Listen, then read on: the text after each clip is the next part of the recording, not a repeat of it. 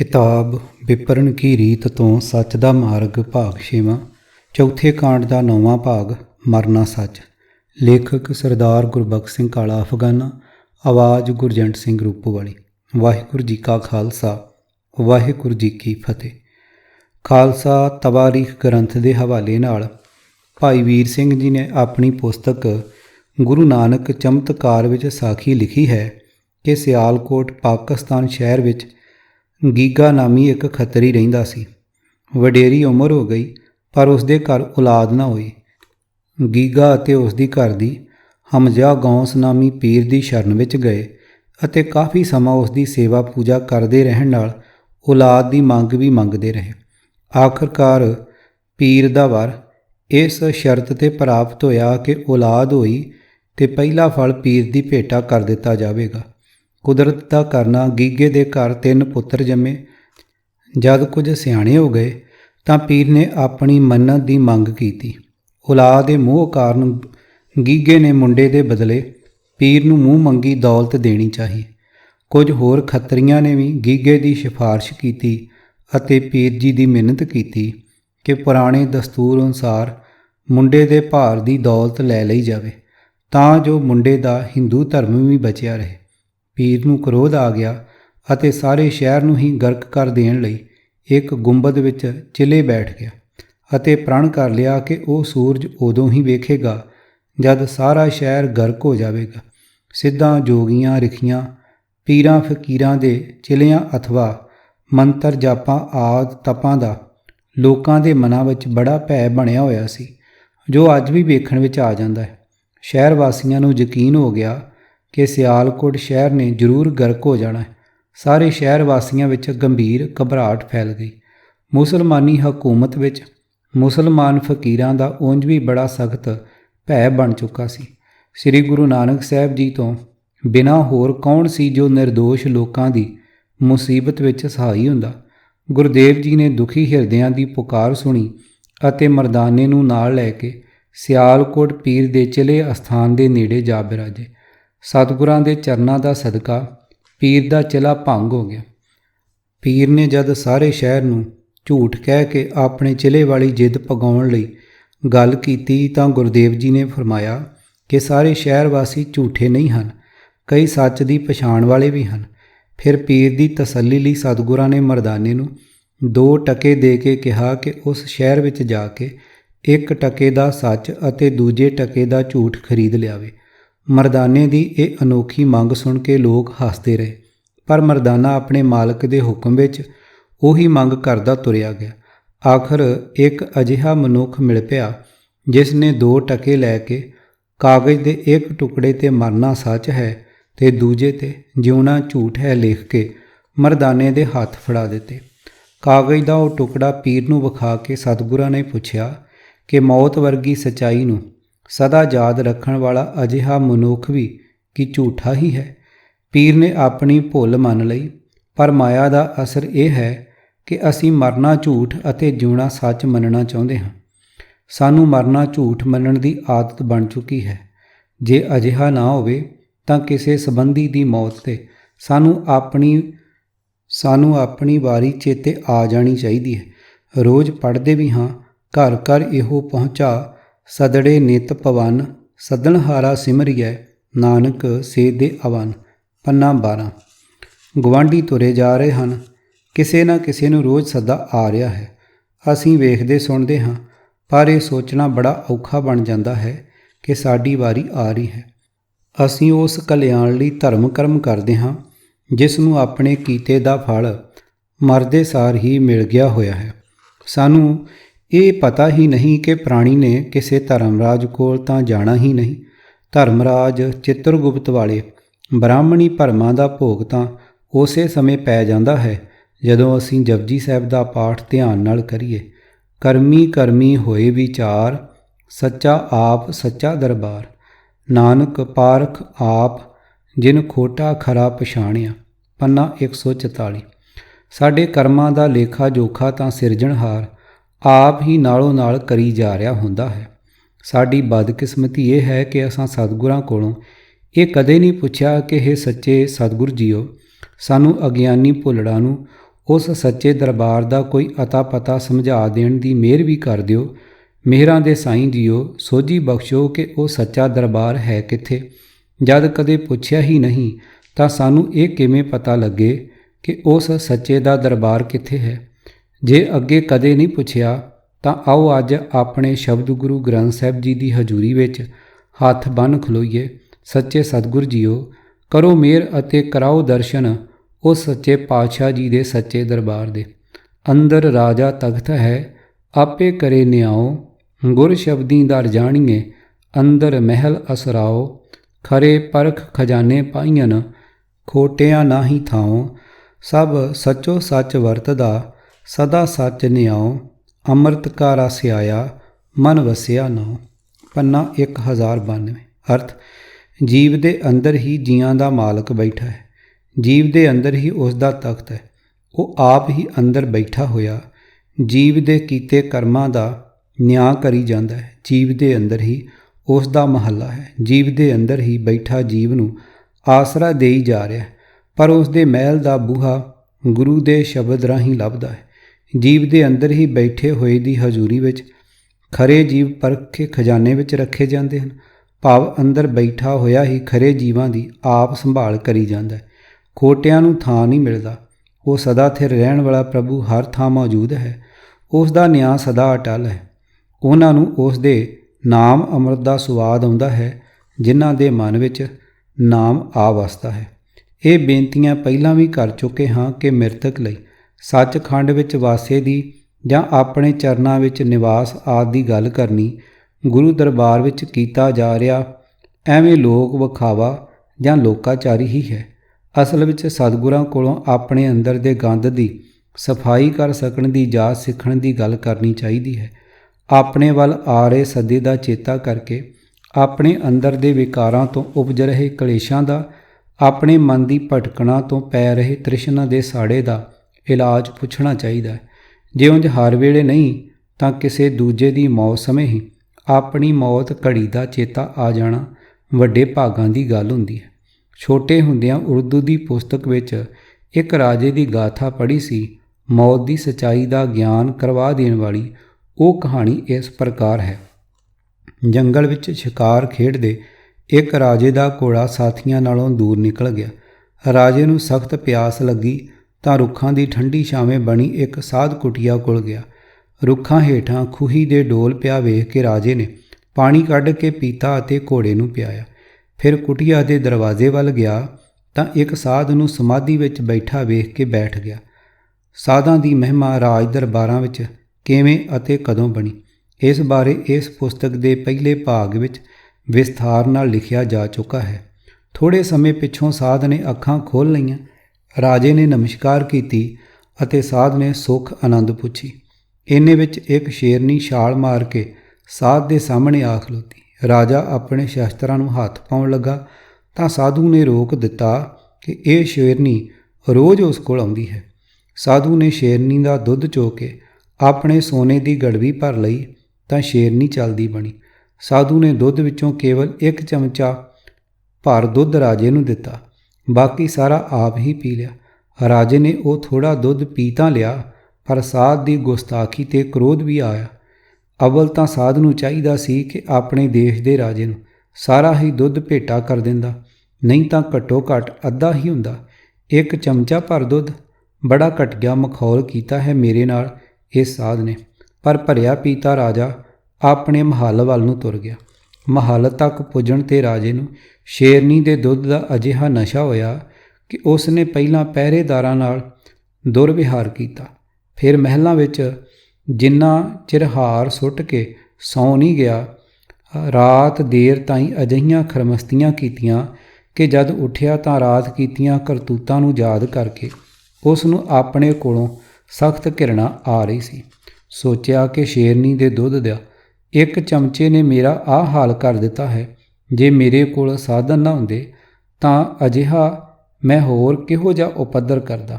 ਜੇ ਸਾਧੂ ਨੇ ਸਾਰੀ ਗੜਵੀ ਹੀ ਪੀ ਲਈ ਸੀ, ਉਸ ਦਾ ਪਤਾ ਨਹੀਂ ਕੀ ਬਣਿਆ ਹੋਵੇਗਾ। ਘੋੜਾ ਤਿਆਰ ਕਰਵਾਇਆ ਅਤੇ ਆਪ ਹੀ ਪਤਾ ਕਰਨ ਲਈ ਆ ਪੁੱਜਾ। ਵੇਖ ਕੇ ਰਾਜਾ ਹੈਰਾਨ ਰਹਿ ਗਿਆ। ਸਾਧੂ ਮਹਾਤਮਾ ਉਵੇਂ ਹੀ ਅਡੋਲ ਸਮਾਧੀ ਅਸਥਿਤ ਸਨ। ਸਮੇਂ ਸਿਰ ਜਦ ਉਹਨਾਂ ਅੱਖਾਂ ਖੋਲ੍ਹੀਆਂ ਅਤੇ ਰਾਜੇ ਤੋਂ ਆਉਣ ਦਾ ਕਾਰਨ ਪੁੱਛਿਆ। ਰਾਜੇ ਨੇ ਆਪਣੇ ਮਨ ਦਾ ਸ਼ੰਕਾ ਕਹਿ ਸੁਣਾਇਆ ਤੇ ਪੁੱਛਿਆ, ਮਹਾਰਾਜ ਤੁਸਾਂ ਉਹ ਸਾਰੀ ਗੜਵੀ ਕਿਵੇਂ ਪਚਾ ਲਈ? ਮੇਰੀ ਤਾਂ ਇੱਕ ਚਮਚੇ ਨੇ ਹੀ ਬੁਰੀ ਗਤ ਬਣਾ ਦਿੱਤੀ ਸੀ। ਸਾਧੂ ਮਹਾਤਮਾ ਨੇ ਪੁੱਛਿਆ, ਕੀ ਜ਼ਬਾਨੀ ਦੱਸਣ ਨਾਲ ਹੀ ਤਸੱਲੀ ਕਰ ਲਵੋਗੇ ਕਿ ਜਾਂ ਆਪ ਤਜਰਬਾ ਕਰਨਾ ਹੈ? ਰਾਜੇ ਨੇ ਝੱਟ ਕਹਿ ਦਿੱਤਾ ਕਿ ਉਸ ਦੀ ਤਸੱਲੀ ਤਜਰਬਾ ਕੀਤਿਆਂ ਹੀ ਹੋਣੀ ਹੈ। ਆਪਣੇ ਸਮੇਂ ਸਿਰ ਸ਼ੇਰਨੀ ਆਈ ਤਾਂ ਸਾਧੂ ਨੇ ਦੁੱਧ ਚੋ ਕੇ ਸਾਰੀ ਗੜਵੀ ਰਾਜੇ ਦੇ ਹਵਾਲੇ ਕਰਕੇ ਪੀਣ ਲਈ ਕਿਹਾ। ਸਾਰਾ ਦੁੱਧ ਪੀਣ ਤੋਂ ਰਾਜਾ ਘਾਬਰਿਆ ਤਾਂ ਸਾਧੂ ਨੇ ਕਿਹਾ ਕਿ ਉਹ ਅਜਿਹਾ ਚੂਰਨ ਦੇਵੇਗਾ ਕਿ ਦੁੱਧ ਪੀਤੇ ਦਾ ਪਤਾ ਹੀ ਨਹੀਂ ਲੱਗਣਾ। ਇਸ ਭਰੋਸੇ 'ਤੇ ਰਾਜੇ ਨੇ ਸਾਰਾ ਦੁੱਧ ਪੀ ਲਿਆ। ਸਾਧੂ ਨੇ ਝੱਟ ਹੀ ਕਹਿ ਦਿੱਤਾ ਕਿ ਹੇ ਰਾਜਨ, ਅਸਲ ਵਿੱਚ ਤੇਰੀ ਮੌਤ ਤੈਨੂੰ ਮੁੜ ਇੱਥੇ ਲੈ ਆਈ ਸੀ। ਤੂੰ ਸਵੇਰੇ 6 ਵਜੇ ਮਰ ਜਾਣਾ ਹੈ। ਜਾ ਕੇ ਆਪਣੇ ਰਾਜ ਦੇ ਕੰਮਾਂ ਦੀ ਸੌਂਪਣੀ ਯਾਦ ਕਰ ਲੈ। ਮੌਤ ਦਾ ਸਮਾਂ ਸੁਣ ਕੇ ਰਾਜਾ ਬੜਾ ਘਾਬਰਿਆ। ਮਸਾਂ ਹੀ ਮਹੱਲਾਂ ਤੱਕ ਪੁੱਜਾ। ਨੌਕਰਾਂ ਨੇ ਫੜ ਕੇ ਘੋੜੇ ਤੋਂ ਉਤਾਰਿਆ। ਸਾਰੇ ਵਜ਼ੀਰ ਬੁਲਾ ਲਏ। ਰਾਜ ਨੂੰ ਸੰਭਾਲੀ ਰੱਖਣ ਲਈ ਤਾਕੀਦਾਂ ਕੀਤੀਆਂ। ਆਪਣੇ ਨਾਬਾਲਗ ਸਹਿਜਾਦੇ ਦੀ ਬਾਂਹ ਆਪਣੇ ਇਤਬਾਰੀ ਵਜ਼ੀਰ ਦੇ ਹੱਥ ਫੜਾਈ। ਸਾਰੀ ਰਾਤ ਨਾ ਕੁਝ ਖਾਧਾ ਨਾ ਪੀਤਾ। ਬਸ ਅਜਿਹੀਆਂ ਫਿਕਰਾਂ ਵਾਲੀਆਂ ਅਤੇ ਵਿਛੋੜਾ ਪੈ ਜਾਣ ਦੇ ਦੁੱਖਾਂ ਦੀਆਂ ਗੱਲਾਂ ਕਰਦਿਆਂ 6 ਵੱਜ ਗਏ, ਫਿਰ 7। ਆਖਰ ਜਦ 10 ਵਜੇ ਤੱਕ ਰਾਜਾ ਠੀਕ ਠਾਕ ਰਿਹਾ ਤਾਂ ਰਾਜੇ ਨੂੰ ਕ੍ਰੋਧ ਆ ਗਿਆ। ਧੋਖੇਬਾਜ਼ ਸਾਧੂ ਨੇ ਸਾਰੀ ਰਾਤ ਮੇਰੀ ਜਾਨ ਸੁੱਕਣੇ ਪਾ ਛੱਡੀ। ਮੇਰੇ ਪਰਿਵਾਰ ਵਿੱਚ ਰੋਣਾ ਪਿੱਟਣਾ ਪਾ ਛੱਡਿਆ। ਇਸ ਹਰਾਮੀ ਨੂੰ ਪਤਾ ਨਹੀਂ ਸੀ ਕਿ ਰਾਜੇ ਨਾਲ ਝੂਠ ਬੋਲਣ ਦੀ ਸਜ਼ਾ ਮੌਤ ਹੁੰਦੀ ਹੈ। ਘੋੜਾ ਤਿਆਰ ਹੋ ਗਿਆ। ਰਾਜੇ ਨੇ ਆਪਣੀ ਹੱਥ ਵਿੱਚ ਨੰਗੀ ਤਲਵਾਰ ਫੜ ਲਈ ਅਤੇ ਘੋੜਾ ਦੌੜਾਈ ਸਾਧ ਦੇ ਡੇਰੇ ਜਾ ਪੁੱਜਾ। ਸਾਧੂ ਜੀ ਵੀ ਸੁਚੇਤ ਖਲੋਤੇ ਸ਼ਾਇਦ ਰਾਜੇ ਦੀ ਹੀ ਉਡੀਕ ਕਰ ਰਹੇ ਸਨ। ਰਾਜਾ ਗਰਜਿਆ, ਕਿਉਂ ਓ ਸਾਧਾ, ਕੀ ਤੂੰ ਰਾਜੇ ਨਾਲ ਝੂਠ ਬੋਲਣ ਦੀ ਸਜ਼ਾ ਨਹੀਂ ਸੀ ਜਾਣਦਾ? ਹੇ ਗੰਭੀਰ ਧੀ ਰਾਜਨ ਜੀ, ਮੈਨੂੰ ਪਤਾ ਸੀ ਕਿ ਦੇਸ਼ ਦੇ ਰਾਜੇ ਨਾਲ ਝੂਠ ਬੋਲਣ ਦਾ ਘੱਟ ਤੋਂ ਘੱਟ ਦੰਡ ਮੌਤ ਹੈ। ਫਿਰ ਤੂੰ ਮੇਰੇ ਨਾਲ ਝੂਠ ਕਿਉਂ ਬੋਲਿਆ? ਤੂੰ ਕਹਿੰਦਾ ਸੈਂ ਮੈਂ ਸਵੇਰ ਦੇ 6 ਵਜੇ ਮਰ ਜਾਣਾ ਹੈ, ਪਰ ਵੇਖ ਮੈਂ ਜਿਉਂਦਾ ਹਾਂ। ਮਰਨ ਆਪ ਜੀ ਦੇ ਦੁਸ਼ਮਣ। ਤੁਸੀਂ 100 ਵਰ੍ਹਿਆਂ ਜੀਵੋ। ਹਾਲੇ ਤੁਸੀਂ ਇਹ ਦੱਸੋ ਕਿ ਸ਼ੇਰਨੀ ਦਾ ਦੁੱਧ ਪਚਿਆ ਕਿ ਨਹੀਂ?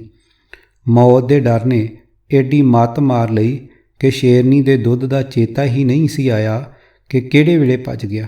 ਹੇ ਰਾਜਨ, ਇਹ ਪ੍ਰਭੁਤਾ, ਇਹ ਰਾਜ ਭਾਗ, ਇਹ ਜਵਾਨੀ, ਇਹ ਹੁਸਨ, ਇਹ ਤੰਦਰੁਸਤੀ, ਇਸਤਰੀਆਂ, ਔਲਾਦ ਆਦਿ, ਇਹ ਬਹੁਰੰਗੀ ਮਾਇਆ, ਸਭ ਕੁਝ ਸ਼ੇਰਨੀ ਦਾ ਦੁੱਧ ਹੀ ਹੈ।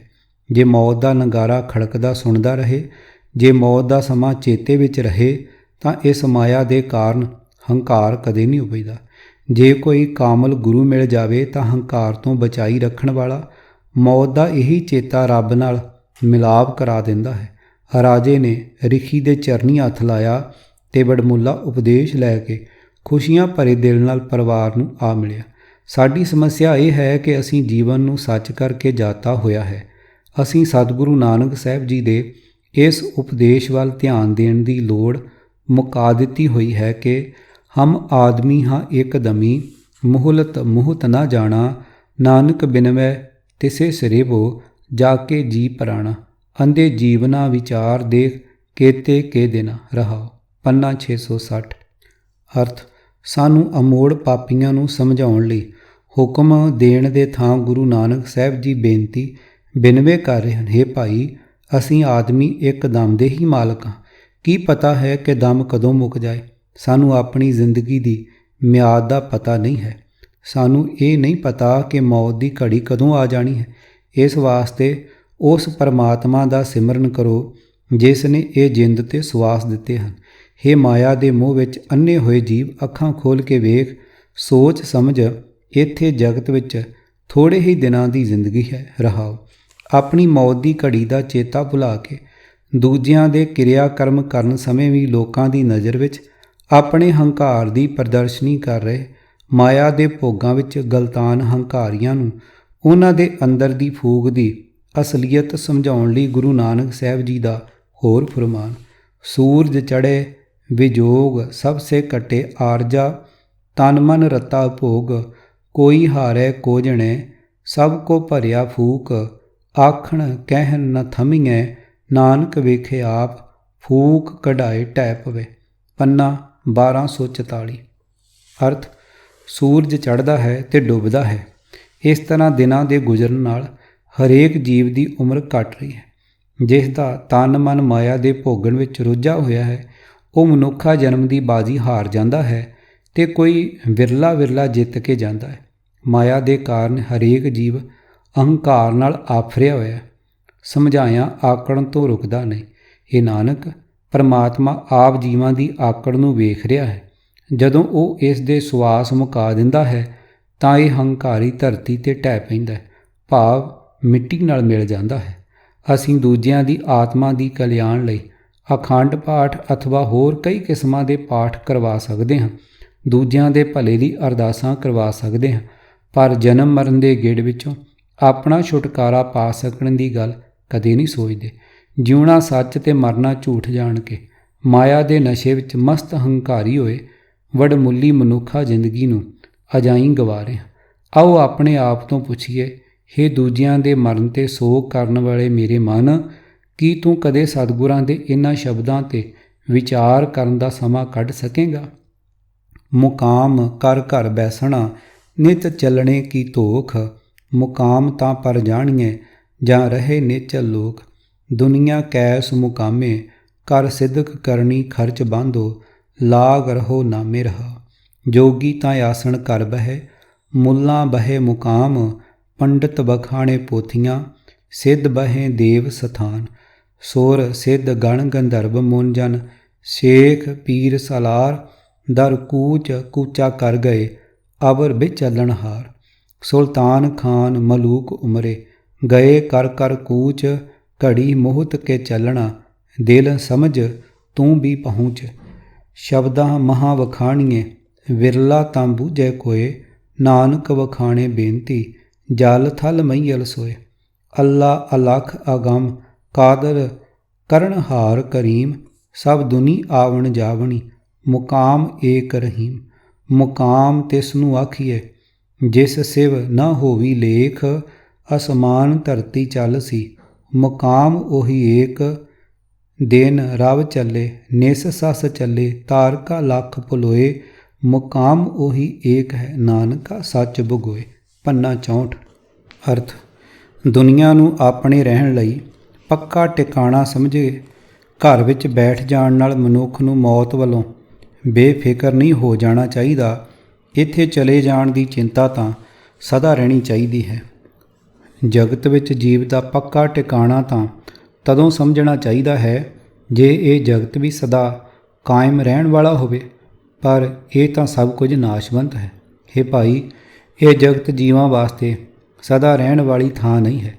ਇਸ ਵਾਸਤੇ ਆਪਣੇ ਹਿਰਦੇ ਵਿੱਚ ਉੱਚੇ ਆਤਮਿਕ ਜੀਵਨ ਨੂੰ ਆਪਣੇ ਜੀਵਨ ਸਫ਼ਰ ਲਈ ਖਰਚ ਤਿਆਰ ਕਰਕੇ ਪੱਲੇ ਬੰਨ੍ਹ ਸਦਾ ਪਰਮਾਤਮਾ ਦੇ ਨਾਮ ਵਿੱਚ ਜੁੜਿਆ ਰਹੋ। ਜੋਗੀ ਆਸਣ ਜਮਾ ਕੇ ਬੈਠਦਾ ਹੈ, ਫਕੀਰ ਸਾਈਂ ਤਕੀਏ ਵਿੱਚ ਡੇਰਾ ਲਾ ਲੈਂਦਾ ਹੈ, ਪੰਡਤ ਧਰਮ ਅਸਥਾਨਾਂ ਵਿੱਚ ਬੈਠ ਕੇ ਧਰਮ ਪੋਥੀਆਂ ਹੋਰਨਾਂ ਨੂੰ ਸੁਣਾਉਂਦੇ ਹਨ, ਕਰਾਮਾਤੀ ਜੋਗੀ ਸ਼ਿਵ ਆਦਿਕ ਦੇ ਮੰਦਰ ਵਿੱਚ ਬੈਠਦੇ ਹਨ, ਪਰ ਆਪੋ ਆਪਣੀ ਵਾਰੀ ਸਭ ਜਗਤ ਤੋਂ ਕੂਚ ਕਰਦੇ ਜਾ ਰਹੇ ਹਨ। ਦੇਵਤੇ ਯੋਗ ਸਾਧਨਾ ਵਿੱਚ ਪੁੱਗੇ ਹੋਏ ਜੋਗੀ, ਸ਼ਿਵ ਜੀ ਦੇ ਉਪਾਸ਼ਕ, ਗਣ ਦੇਵਤਿਆਂ ਦੇ ਗਵਈਏ ਗੰਧਰਵ, ਸਮਾਧੀਆਂ ਵਿੱਚ ਚੁੱਪ ਟਿਕੇ ਰਹਿਣ ਵਾਲੇ ਮੁਨੀ, ਸ਼ੇਖ ਪੀਰ ਅਤੇ ਸਰਦਾਰ ਅਖਵਾਉਣ ਵਾਲੇ ਆਪੋ ਆਪਣੀ ਵਾਰੀ ਸਾਰੇ ਜਗਤ ਤੋਂ ਕੂਚ ਕਰ ਗਏ। ਜਿਹੜੇ ਇਸ ਵੇਲੇ ਇੱਥੇ ਦਿਸਦੇ ਹਨ, ਇਹ ਵੀ ਸਾਰੇ ਇੱਥੋਂ ਚਲੇ ਜਾਣ ਵਾਲੇ ਹੀ ਹਨ। ਬਾਦਸ਼ਾਹ, ਖਾਨ, ਰਾਜੇ, ਅਮੀਰ, ਵਜ਼ੀਰ ਆਪਣਾ ਡੇਰਾ ਕੂਚ ਕਰਕੇ ਚਲੇ ਗਏ। ਘੜੀ ਦੋ ਘੜੀ ਵਿੱਚ ਹਰੇਕ ਨੇ ਇੱਥੋਂ ਚਲੇ ਜਾਣਾ ਹੈ। ਹੇ ਮਨ, ਅਕਲ ਕਰ, ਗਾਫਲ ਨਾ ਹੋ, ਤੂੰ ਵੀ ਪਰਲੋਕ ਵਿੱਚ ਪਹੁੰਚ ਜਾਣਾ ਹੈ। ਨਾਨਕ ਬੇਨਤੀ ਕਰਦਾ ਹੈ, ਜ਼ਬਾਨੀ ਤਾਂ ਹਰ ਕੋਈ ਆਖਦਾ ਹੈ, ਪਰ ਕੋਈ ਵਿਰਲਾ ਹੀ ਯਕੀਨ ਲਿਆਉਂਦਾ ਹੈ ਕਿ ਹਰੇਕ ਜੀਵ ਨੇ ਇੱਥੋਂ ਚਲੇ ਜਾਣਾ ਹੈ ਤੇ ਇੱਥੇ ਸਿਰਫ ਉਹ ਪਰਮਾਤਮਾ ਅਟਲ ਰਹਿਣ ਵਾਲਾ ਹੈ ਜੋ ਜਲ ਵਿੱਚ, ਧਰਤੀ ਵਿੱਚ, ਪੁਲਾੜ ਵਿੱਚ ਹਰ ਥਾਂ ਮੌਜੂਦ ਹੈ। ਸਾਰੀ ਦੁਨੀਆ ਆਉਣ ਜਾਣ ਵਾਲੀ ਨਾਸ਼ਵੰਤ ਹੈ। ਸਦਾ ਕਾਇਮ ਰਹਿਣ ਵਾਲਾ ਸਿਰਫ ਇੱਕ ਉਹ ਹੈ ਜੋ ਅੱਲਾਹ ਅਖਵਾਉਂਦਾ ਹੈ, ਜੋ ਅਲੱਖ ਹੈ, ਆਪਹੁੰਚ ਹੈ, ਸਾਰੀ ਕੁਦਰਤ ਦਾ ਮਾਲਕ ਹੈ, ਜੋ ਜਗਤ ਦਾ ਰਚਣਹਾਰ ਹੈ, ਜੋ ਸਭ ਜੀਵਾਂ ਉੱਤੇ ਰਹਿਮ ਕਰਨ ਵਾਲਾ ਹੈ। ਸਦਾ ਕਾਇਮ ਰਹਿਣ ਵਾਲਾ ਸਿਰਫ ਉਸ ਪਰਮਾਤਮਾ ਨੂੰ ਕਿਹਾ ਜਾ ਸਕਦਾ ਹੈ ਜਿਸ ਦੇ ਸਿਰ ਉੱਤੇ ਮੌਤ ਦਾ ਲੇਖ ਨਹੀਂ ਹੈ। ਇਹ ਆਕਾਸ਼ ਧਰਤੀ ਸਭ ਕੁਝ ਨਾਸ਼ਵੰਤ ਹੈ, ਪਰ ਉਹ ਇੱਕ ਪਰਮਾਤਮਾ ਸਦਾ ਅਟਲ ਹੈ। ਗੁਰਦੇਵ ਜੀ ਅਟਲ ਬਚਨ ਸੱਚ ਬਗੋਈ ਫਰਮਾਨ ਕਰਦੇ ਹਨ ਕਿ ਦਿਨ ਅਤੇ ਸੂਰਜ ਨਾਸ਼ਵੰਤ ਹਨ, ਰਾਤ ਅਤੇ ਚੰਦਰਮੇ ਨਾਸ਼ਵੰਤ ਹਨ। ਇਹ ਦਿਸਦੇ ਲੱਖਾਂ ਹੀ ਤਾਰੇ ਵੀ ਨਾਸ਼ ਹੋ ਜਾਣਗੇ। ਸਦਾ ਕਾਇਮ ਰਹਿਣ ਵਾਲਾ ਸਿਰਫ ਇੱਕ ਪਰਮਾਤਮਾ ਹੀ ਹੈ। ਰਾਜੇ ਰਈਅਤ ਸਿਕਦਾਰ ਨਾ ਕੋਏ ਨਾ ਰਹਿਸਿਓ, ਹੱਟ ਪੱਟਣ ਬਾਜ਼ਾਰ ਹੁਕਮੀ ਟੈਸਿਓ। ਪੱਕੇ ਬੰਕ ਦਵਾਰ ਮੂਰਖ ਜਾਣੇ ਆਪਣੇ, ਦਰਬ ਭਰੇ ਭੰਡਾਰ ਰੀਤੇ ਇੱਕ ਖਣੇ।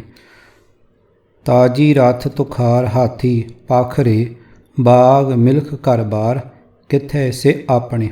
ਤੰਬੂ ਪਲੰਗ ਨਿਵਾਰ ਸਰਾਇਚੇ ਲਾਲ ਧੀ, ਨਾਨਕ ਸੱਚ ਦਾਤਾਰ ਸ਼ਨਾਖਤ ਕੁਦਰਤੀ। ਪੰਨਾ 141। ਛੋੜ ਛੋੜ ਕੇ ਬਿਕੂਆ ਕੇ ਰਸੂਆ, ਉਰਜ ਰਹਿਓ ਰੇ ਬਾਵਰ ਗਾਵਰ। ਜਿਉ ਕਿਰਖ ਹੈ ਹਰਿਆਇਓ ਪਸ਼ੂਆ ਰਹਾਓ। ਜੋ ਜਾਣੇ ਤੂੰ ਆਪਣੇ ਕਾਜੇ, ਸੋ ਸੰਗ ਨ ਚਾਲੇ ਤੇਰੇ ਤਸੂਆ। ਨਾਂਗੋ ਆਇਓ ਨਾਂਗ ਸਿਧਾਸੀ, ਫੇਰ ਫਿਰਿਓ ਅਲਕਾਲ ਗ੍ਰਸੂਆ। ਪੇਖ ਪੇਖ ਰੇ ਕੁਸੰਭ ਕੀ ਲੀਲਾ, ਰਾਚ ਮਾਚ ਤਿਨਹੂ ਲਉ ਹਸੂਆ। ਸੀਜਤ ਡੋਰ ਦਿਨਸ ਅਰ ਰੈਨੀ, ਜੀ ਕੋ ਕਾਜ ਨ ਕੀਨੋ ਕਛੂਆ। ਕਰਤ ਕਰਤ ਏਮ ਹੀ ਬਿਰਧਾਨੋ, ਹਾਰਿਓ ਉਗਤੇ ਤਨ ਖਿਨਸੂਆ। ਜਿਉ ਮੋਹਿਓ ਉਨ ਮੁਹਨੀ ਬਾਲਾ, ਉਸ ਤੇ ਘਟੇ ਨਾਹੀ ਰਸ ਚਸੂਆ। ਜਗ ਐਸਾ ਮੋਹਿ ਗੁਰੇ ਦਿਖਾਇਓ, ਤਉ ਸ਼ਰਨ ਭਰਿਓ ਤਜ ਗਰ ਬਸੂਆ। ਮਾਰਗ ਪ੍ਰਭ ਕੋ ਸੰਤ ਬਿਤਾਇਓ, ਦ੍ਰਿੜੀ ਨਾਨਕ ਦਾਸ ਭਗਤ ਹਰ ਜਸੂਆ। ਪੰਨਾ 206। ਸੁਖ ਨਾਹੀ ਰੇ ਹਰ ਭਗਤ ਬਿਨਾ, ਜੀਤ ਜਨਮ ਇਹ ਰਤਨ ਅਮੋਲਕ। ਸਾਧ ਸੰਗਤ ਜਪ ਏਕ ਖਿਨਾ ਰਹਾ, ਸੁਤ ਸੰਪਤ ਬਨਤਾ ਬਿਨੋਦ। ਛੋੜ ਗਏ ਬਹੁ ਲੋਗ ਭੋਗ, ਹੈਵਰ ਗੈਵਰ ਰਾਜ ਰੰਗ। ਤਿਆਗ ਚਲਿਓ ਹੈ ਮੂੜ ਨੰਗ, ਚੋਆ ਚੰਦਨ ਦੇਹ ਫੂਲਿਆ। ਸੋ ਤਨ ਧਰ ਸੰਗ ਰੂਲਿਆ, ਮੋਹ ਮੋਇਆ ਜਾਣੇ ਦੂਰ ਹੈ। ਕਹੋ ਨਾਨਕ ਸਦਾ ਹਦੂਰ ਹੈ। ਪੰਨਾ 210। ਜੈਸੇ ਕਿਰਸਾਨ ਬੋਵੇ ਕਿਰਸਾਨੀ, ਕਾਚੀ ਪਾਕੀ ਬਾੜ ਪਰਾਨੀ। ਜੋ ਜਨਮੈ ਸੋ ਜਾਨੋ ਮੂਆ, ਗੋਬਿੰਦ ਭਗਤ ਅਸਤਰ ਹੈ ਥੀਆ ਰਹਾ। ਦਿਨ ਤੇ ਸਰ ਪਰ ਪੌਸੀ ਰਾਤ, ਰੈਣ ਗਈ ਫਿਰ ਹੋਏ ਪ੍ਰਭਾਤ। ਮਾਇਆ ਮੋਹ ਸੋਏ ਰਹੇ ਅਭਾਗੇ, ਗੁਰ ਪ੍ਰਸਾਦ ਕੋ ਬਿਰਲਾ ਜਾਗੇ। ਕਹੋ ਨਾਨਕ ਗੁਣ ਗਾਹੀਐ ਨੀਤ, ਮੁਖ ਉਜਲ ਹੋਏ ਨਿਰਮਲ ਚੀਤ। ਪੰਨਾ 375। ਬੋਲੇ ਸ਼ੇਖ ਫਰੀਦ ਪਿਆਰੇ ਅੱਲਾ ਲੱਗੇ, ਇਹ ਤਨ ਹੋਸੀ ਖਾਕ ਨਿਮਾਣੀ ਗੌਰ ਕਰੇ। ਆਜ ਮਿਲਾਵਾ ਸ਼ੇਖ ਫਰੀਦ ਟਾਂਕਮ ਕੁੰਜੜੀਆਂ, ਮਨੋ ਮਚਿੰਦੜੀਆਂ ਰਹਾ। ਜੇ ਜਾਣਾ ਮਰ ਜਾਈਏ ਘੁੰਮ ਨ ਆਈਏ, ਝੂਠੀ ਦੁਨੀਆ ਲੱਗ ਨਾ ਆਪ ਮੰਝਾਈਏ। ਬੋਲੀਏ ਸੱਚ ਧਰਮ ਝੂਠ ਨਾ ਬੋਲੀਏ, ਜੋ ਗੁਰ ਦਸੈ ਵਾਟ ਮੁਰੀਦਾਂ ਜੋਲੀਏ। ਸ਼ੈਲ ਲਗੰਦੇ ਪਾਰ ਗੋਰੀ ਮਨ ਧੀਰਿਆ, ਕੰਚਨ ਬੰਨੇ ਪਾਸੇ ਕਲਵਤ ਚੀਰਿਆ।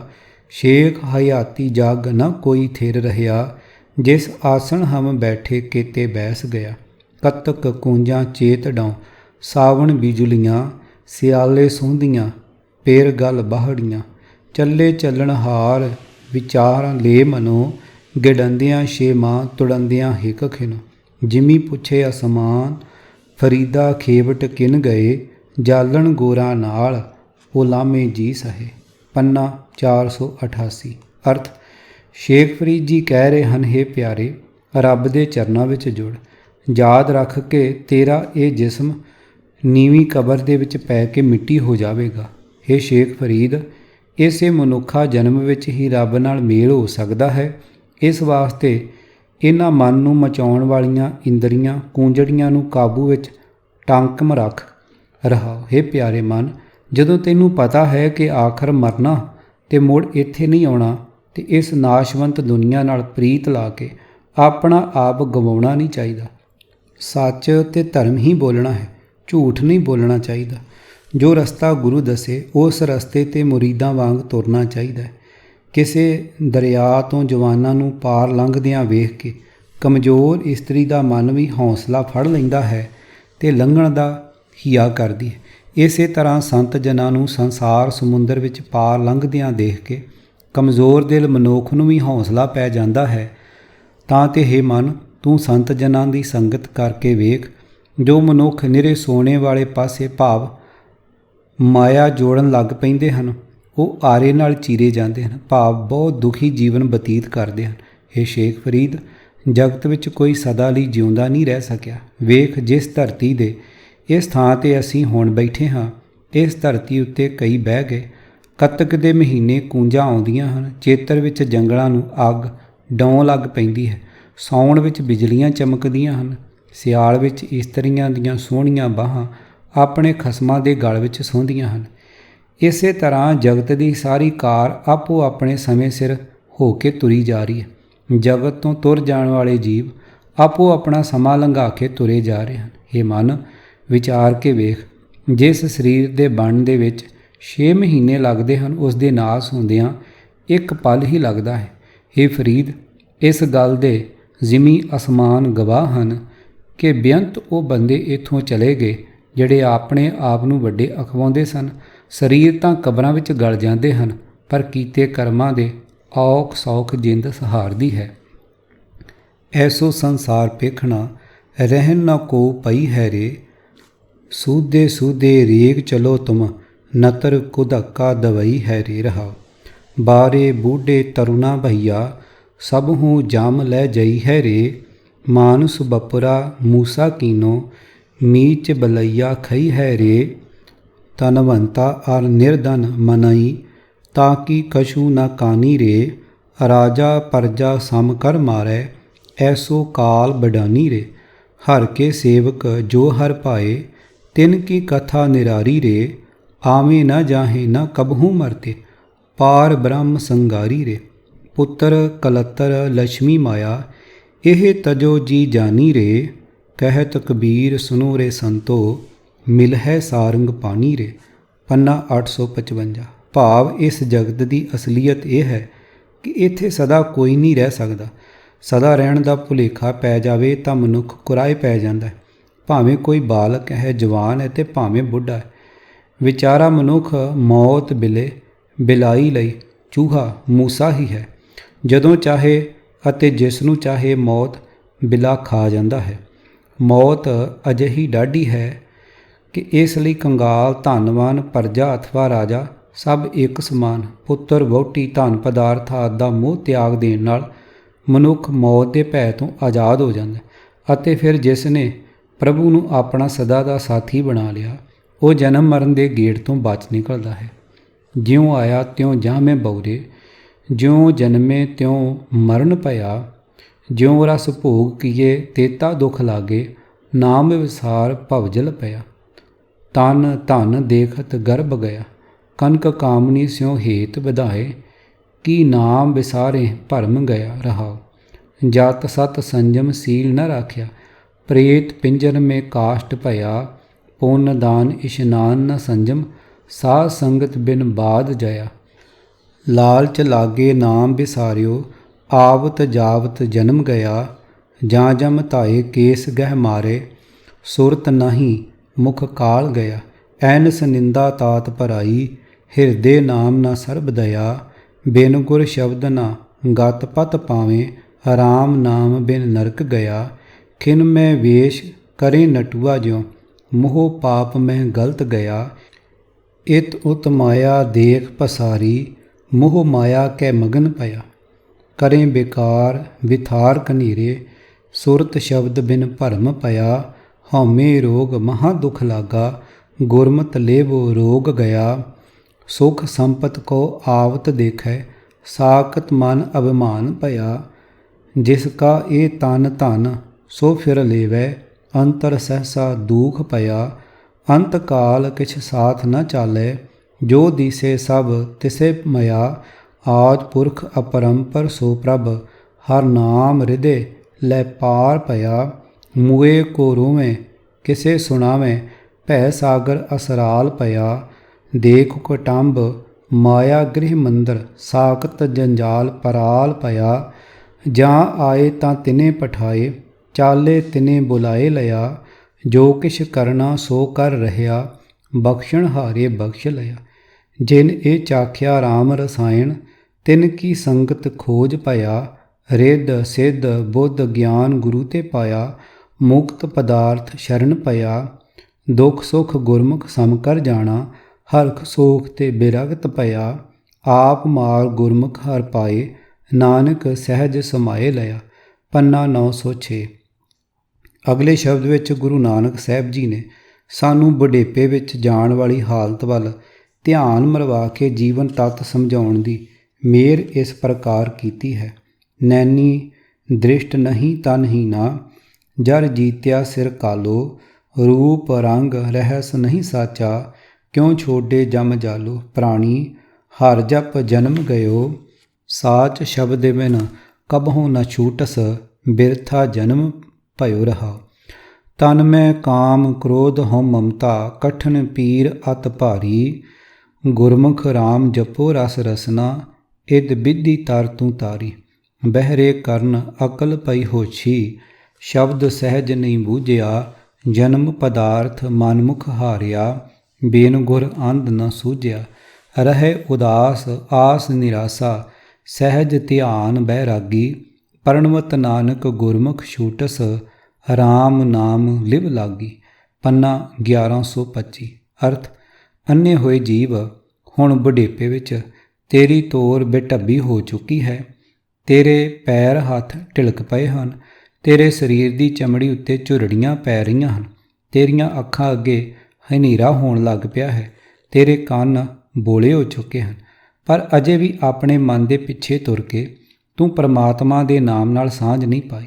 ਇਹ ਮਾਇਆ ਦੇ ਮੂੰਹ ਵਿੱਚ ਅੰਨੇ ਹੋਏ ਜੀਵ, ਤੂੰ ਜਗਤ ਵਿੱਚ ਜਨਮ ਲੈ ਕੇ ਆਤਮਿਕ ਜੀਵਨ ਦੇ ਅਸਲ ਲਾਭ ਵਜੋਂ ਕੁਝ ਵੀ ਨਾ ਖਟਿਆ, ਸਗੋਂ ਤੂੰ ਮੂਲ ਵੀ ਗਵਾ ਲਿਆ।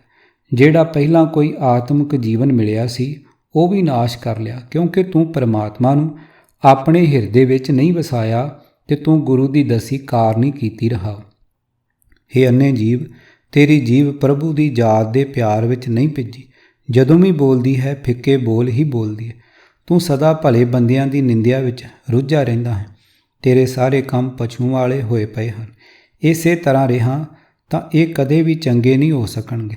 ਪਰ ਜੀਵਾਂ ਦੇ ਵੀ ਕੀ ਵਸ, ਆਤਮਿਕ ਜੀਵਨ ਦੇਣ ਵਾਲੇ ਸ੍ਰੇਸ਼ਟ ਨਾਮ ਦੇ ਜਾਪ ਦਾ ਸਵਾਦ ਉਹਨਾਂ ਵਿਰਲਿਆਂ ਬੰਦਿਆਂ ਨੂੰ ਆਉਂਦਾ ਹੈ ਜਿਨ੍ਹਾਂ ਨੂੰ ਪਰਮਾਤਮਾ ਆਪ ਸਤਿਗੁਰ ਦੀ ਸੰਗਤ ਵਿੱਚ ਮਿਲਾਉਂਦਾ ਹੈ। ਮਨੁੱਖ ਨੂੰ ਜਦੋਂ ਤੱਕ ਸਿਫਤ ਸਲਾਹ ਦਾ ਰਸ ਨਹੀਂ ਆਉਂਦਾ, ਤਦੋਂ ਤੱਕ ਇਹ ਅਜਿਹੇ ਕੰਮ ਕਰਦਾ ਰਹਿੰਦਾ ਹੈ ਜਿਨ੍ਹਾਂ ਕਰਕੇ ਇਸ ਨੂੰ ਮੌਤ ਦਾ ਡਰ ਦੁਖੀ ਕਰਦਾ ਰਹਿੰਦਾ ਹੈ। ਗੁਰਦੇਵ ਜੀ ਦਾ ਫਰਮਾਨ ਹੈ ਕਿ ਗੁਰੂ ਦੀ ਕਿਰਪਾ ਨਾਲ ਜੋ ਮਨੁੱਖ ਸਦਾ ਸਥਿਰ ਰਹਿਣ ਵਾਲੇ ਪ੍ਰਭੂ ਦਾ ਦਰ ਹੀ ਮੱਲੀ ਰੱਖਦਾ ਹੈ ਤੇ ਪਰਮਾਤਮਾ ਤੋਂ ਬਿਨਾਂ ਕਿਸੇ ਹੋਰ ਦਾ ਦਰਵਾਜ਼ਾ, ਕਿਸੇ ਹੋਰ ਦਾ ਘਰ ਨਹੀਂ ਭਾਲਦਾ, ਉਹ ਸਭ ਤੋਂ ਉੱਚਾ ਆਤਮਿਕ ਦਰਜਾ ਪ੍ਰਾਪਤ ਕਰ ਲੈਂਦਾ ਹੈ। ਮਿਰਤ ਹਸੈ ਸਿਰ ਉਪਰੈ, ਪਸ਼ੂਆ ਨਹੀਂ ਬੂਝੈ, ਬਾਦ ਸਾਧ ਅਹੰਕਾਰ ਮੈਂ ਮਰਨਾ ਨਹੀਂ ਸੂਝੈ। ਸਤਿਗੁਰ ਸੇਵੋ ਆਪਣਾ, ਕਾਹੇ ਫਿਰੋ ਅਭਾਗੇ, ਦੇਖ ਕੋ ਸੰਭਾ ਰੰਗੁਲਾ, ਕਾਹੇ ਭੂਲ ਲਾਗੇ ਰਹਾ। ਕਰ ਕਰ ਪਾਵ ਦਰਬ ਕੀਆ ਵਰਤਣ ਕੈ ਤਾਈ, ਮਾਟੀ ਸਿਉ ਮਾਟੀ ਰਲੀ ਨਾਂਗਾ ਉਠ ਜਾਈ। ਜਾ ਕੇ ਕੀਏ ਸ਼ਰਮ ਕਰੇ ਤੇ ਬੈਰ ਵਿਰੋਧੀ, ਅੰਤ ਕਾਲ ਭਜ ਜਾਹੇਂਗੇ ਕਾਹੇ ਜਲੋ ਕ੍ਰੋਧੀ। ਦਾਸ ਰੇਣ ਸੋਈ ਹੋਆ ਜਿਸ ਮਸਤਕ ਕਰਮਾ, ਕਹੋ ਨਾਨਕ ਬੰਧਨ ਛੁਟੇ ਸਤਿਗੁਰ ਕੀ ਸ਼ਰਨਾ। ਪੰਨਾ 809। ਅਰਥ, ਹੇ ਭਾਈ, ਮੌਤ ਹਰੇਕ ਮਨੁੱਖ ਦੇ ਸਿਰ ਉੱਤੇ ਖਲੋਤੀ ਹੱਸ ਰਹੀ ਹੈ ਕਿ ਮੂਰਖ ਮਨੁੱਖ ਮਾਇਆ ਦੇ ਮੋਹ ਵਿੱਚ ਫਸ ਕੇ ਆਪਣੀ ਮੌਤ ਦਾ ਚੇਤਾ ਹੀ ਨਹੀਂ ਕਰਦਾ। ਪਰ ਪਸ਼ੂ ਸੁਭਾਅ ਵਾਲਾ ਮਨੁੱਖ ਇਹ ਗੱਲ ਸਮਝਦਾ ਹੀ ਨਹੀਂ। ਫਜ਼ੂਲ ਦੀਆਂ ਝਗੜਿਆਂ ਵਿੱਚ, ਪਦਾਰਥਾਂ ਦੇ ਸਵਾਦਾਂ ਵਿੱਚ, ਹੰਕਾਰ ਵਿੱਚ ਫਸ ਕੇ ਮਨੁੱਖ ਨੂੰ ਮੌਤ ਸੁੱਝਦੀ ਹੀ ਨਹੀਂ। ਹੇ ਬਦਕਿਸਮਤ, ਉਹ ਕਿਉਂ ਭਟਕਦਾ ਫਿਰਦਾ ਹੈ? ਆਪਣੇ ਗੁਰੂ ਗ੍ਰੰਥ ਸਾਹਿਬ ਦੀ ਸ਼ਰਨ ਪਿਆਰੋ। ਸੋਹਣੇ ਰੰਗ ਵਾਲਾ ਕੁਸੰਬਾ ਸਾਥ ਛੱਡ ਜਾਣ ਵਾਲੀ ਮਨਮੋਹਣੀ ਮਾਇਆ ਵੇਖ ਕੇ ਕਿਉਂ ਕਰਾਹੇ ਪੈ ਰਿਹਾ ਰਹਾ? ਹੇ ਭਾਈ, ਸਾਰੀ ਉਮਰ ਪਾਪ ਕਰ ਕਰਕੇ ਹੀ ਮਨੁੱਖ ਆਪਣੇ ਵਰਤਣ ਲਈ ਧਨ ਇਕੱਠਾ ਕਰਦਾ ਰਿਹਾ, ਪਰ ਮੌਤ ਆਉਣ ਦੇ ਇਸ ਦੇ ਸਰੀਰ ਦੀ ਮਿੱਟੀ ਧਰਤੀ ਨਾਲ ਰਲ ਗਈ ਤੇ ਜੀਵ ਖਾਲੀ ਹੱਥ ਹੀ ਉੱਠ ਕੇ ਤੁਰ ਪਿਆ। ਜਿਨ੍ਹਾਂ ਸੰਬੰਧੀਆਂ ਦੀ ਖਾਤਰ ਮਨੁੱਖ ਧਨ ਇਕੱਠਾ ਕਰਨ ਦੀ ਮਿਹਨਤ ਕਰਦਾ ਹੈ, ਉਹ ਤੋੜ ਤੱਕ ਇਸ ਨਾਲ ਸਾਥ ਨਹੀਂ ਨਿਭਾ ਸਕਦੇ।